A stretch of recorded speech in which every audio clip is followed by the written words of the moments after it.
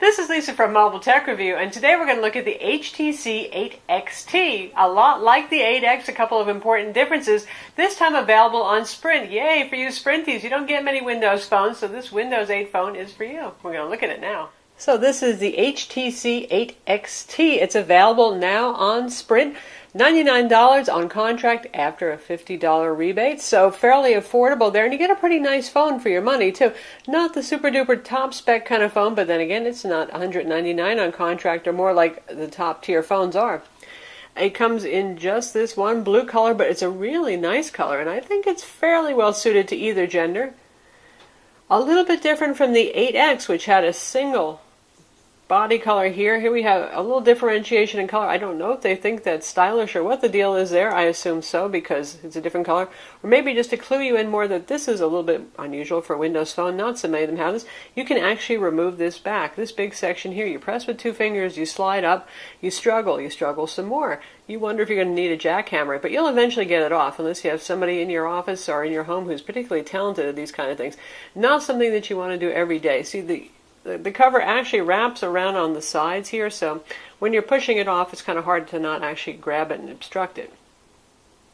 That said, still a nice looking phone, soft touch finish, unique kind of design, really tapered on the side, so it makes it look thin. Everything that we liked about the 8X is pretty much the same true thing here. A really nice design.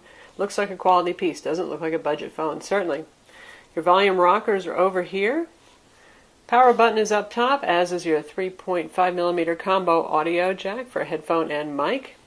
And on the back you can see a little styling change. They put this big aluminum surround around the lens and the camera flash for your rear camera. Notice the Beats Audio logo here. We do have Beats Audio. And something new for this versus the 8X is HTC's Boom Sound stereo audio. Holding it this way so you get the idea with separated sound. There's a little slot here, there's a big slot here, and there's speakers under each one for better than average audio.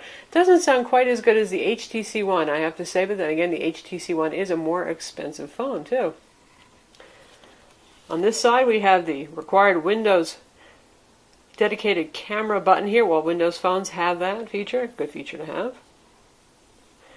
Capacitive buttons on the front here, a little contrasty, easy to see in any light. I appreciate that. It drives me crazy when you have a black phone with kind of black keys that really don't show up unless you start touching the screen to kind of brighten them up, and then you've done something that you didn't want to do before you know it. The display is a super LCD display, Corning Gorilla Glass 2 on top. The disappointment here is that it's only 800 by 480 resolution, not 1280 by 720 or something higher like we had on the HTC 8X. So you're not going to have as sharp a text here. But it is only 4.3 inches, so it's not, by today's standards, a very big screen phone either. So yeah, the pixel density is not super duper high, but it's not too terrible. And Windows handles typography very nicely, so helps a bit there. Running standard Windows 8 phone here, a couple of HTC customizations, a little bit of Sprint customizations, but not too much. They've got their matching live tile color that matches the body of the phone, and the only two Sprint apps that are installed here is right here. We've got Sprint TV and Movies and Sprint Music Plus going on. They've also added Telenav Scout, which is a pretty decent mapping and POI application, and if you pay, you can get spoken turn-by-turn directions as well. Otherwise, just some straight HTC add-ons here. And your Windows stuff. We have the HTC flashlight application. We have the HTC app, which brings you that weather and clock that you might remember from the Windows and mobile days and also from older Android phones. HTC camera in addition to the Windows phone camera. Now, this is probably going to confuse some people. The good news is it brings some extra features like HDR and panorama mode, but it actually loses a couple of features like text macro shooting mode. We'll look at those a little bit later. We've got HTC Burst, which really, if you tap on it, just says that anything you shoot in burst mode is going to show up in your gallery. That's a part of the HTC camera app in terms of how you're going to control it. Their Make More Space app, something like Nokia has to compact space, should you have fragmentation. Photo enhancers on board. I've installed speedtest.net for our speed test, and we'll take a look at how it does with that. We've got visual voicemail on board. And of course you have the mobile version of Office and IE on here because this is a Windows phone. It has a gig of RAM, which is pretty standard these days for Windows Phone 8 devices, and 8 gigs of internal storage, not 16 like you'll see on some of the higher end phones. But the good news is, under the cover, difficult as it may be to remove, there's a micro SD card slot so you can expand storage. So that 8 gigs of internal storage isn't exactly the end of the world. Nice. The phone has 4G LTE, as you can see, our symbol right up top there. Also EVDO Rev A 3G on Sprint's network. It does not have GSM roaming capabilities. Has a standard Windows dialer UI, nothing too special there. And this is what our dialer looks like. Really nice voice quality on this. We were pretty pleased. On Sprint's network, we actually had pretty much landline quality calls, and Windows Phone tends to have good volume. If you bring it up a little bit higher, it's louder than the average phone as well. So as a voice phone, this does quite well. HTC and Sprint claim up to 14 hours of talk time. Of course, that won't be on 4G because they don't do voice over 4G, but that's pretty good talk time. 1800 milliamp battery inside. And, you know, battery life is actually pretty good on this. Speaking of battery life, let's take a look inside. So here's what it looks like once you remove the cover. You notice that the battery is still sealed inside. Probably in an effort to make it thin, so that's a little bit of a shame. But here you can see, here's our micro SIM card slot, and this is the micro SD card slot in there.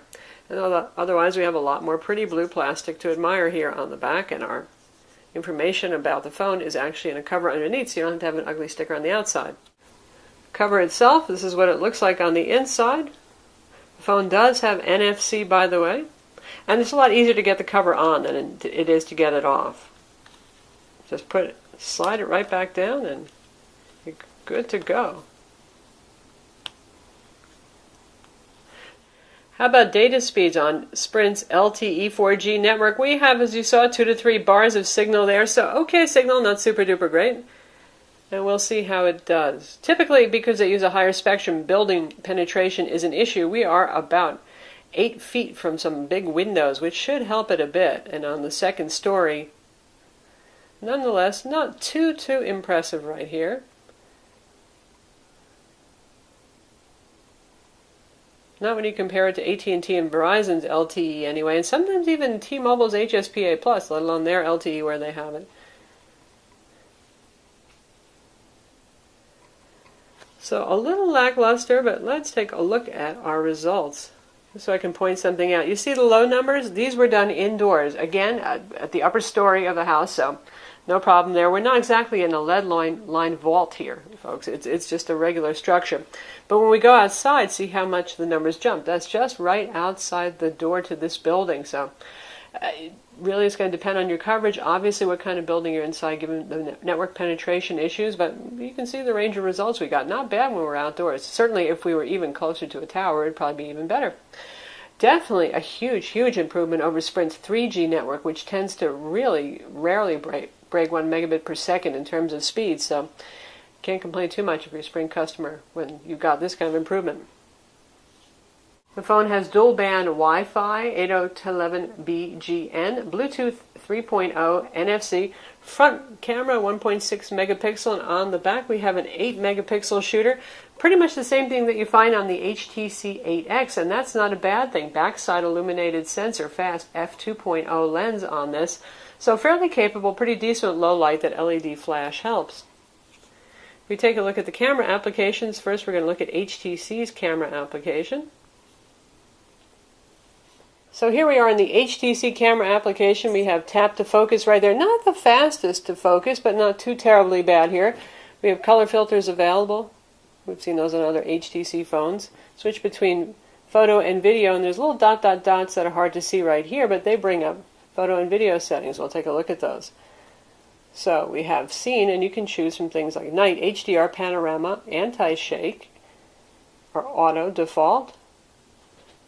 Continuous shooting for the burst mode, wide crop mode, regular or even square. Turn your shutter sound off here, so a couple of options. And if we take a look at our video settings here, full HD video recording or a variety of lower resolutions.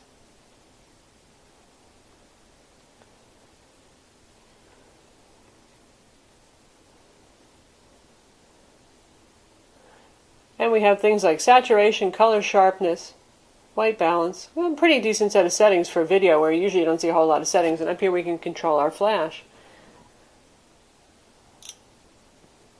And we can take a picture just by pressing on the shutter button. Make sure to hold the camera still or the phone. And we just did a burst mode. And you can see all the shots that we got from that. Now if we go to the Windows camera application, you have some different settings here. We'll just leave it in portrait mode this time for photo settings. Notice you have text and macro modes here, backlight, a couple of actually extra things. So you may be bouncing between these two until you find that the settings that you need are available depending on what you're shooting. So how do those boom sound speakers sound? Check out the Xbox music player and find out.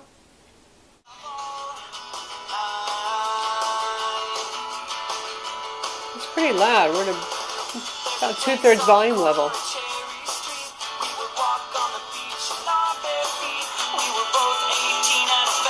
Right now at max. I do notice some distortion at max volume, which is something I don't hear on the HTC one, but overall that's definitely better than the average smartphone for audio quality. For web browsing, we have IE10 mobile on board.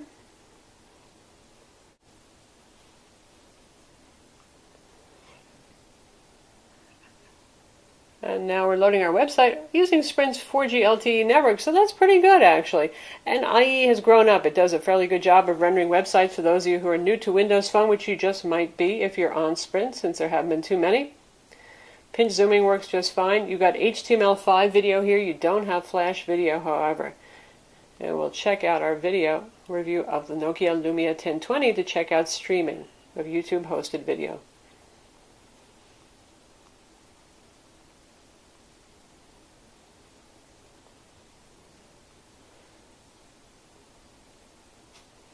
And it automatically switches to full screen.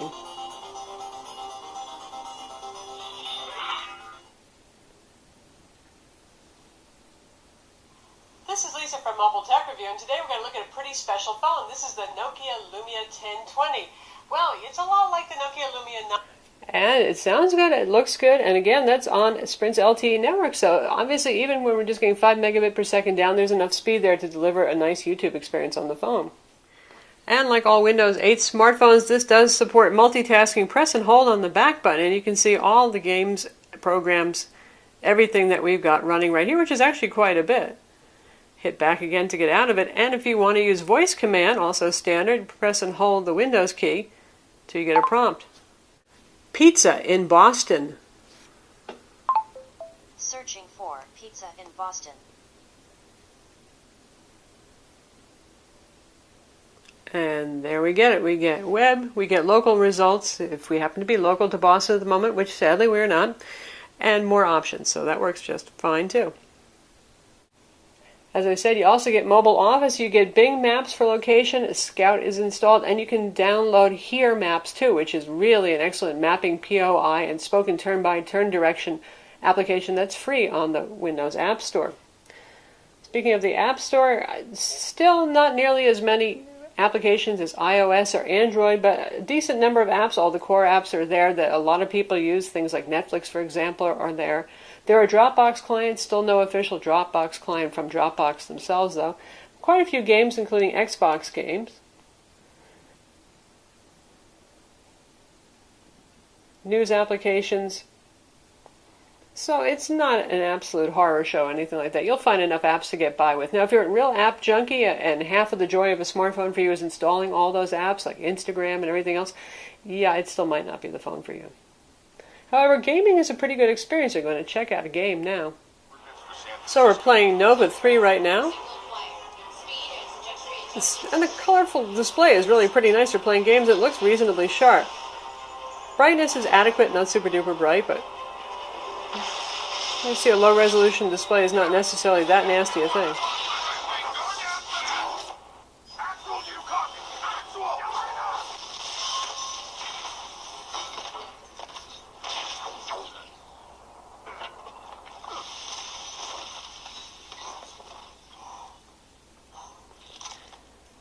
And with our 1.4 gigahertz Snapdragon CPU, here we've got enough horsepower to play the game. Dual core CPU.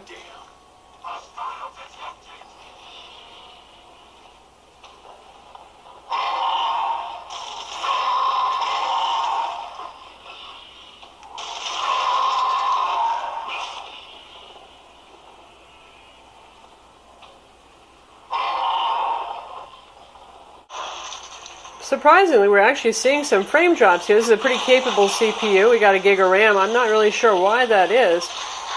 It's still certainly playable, but I'd like to see a little bit better.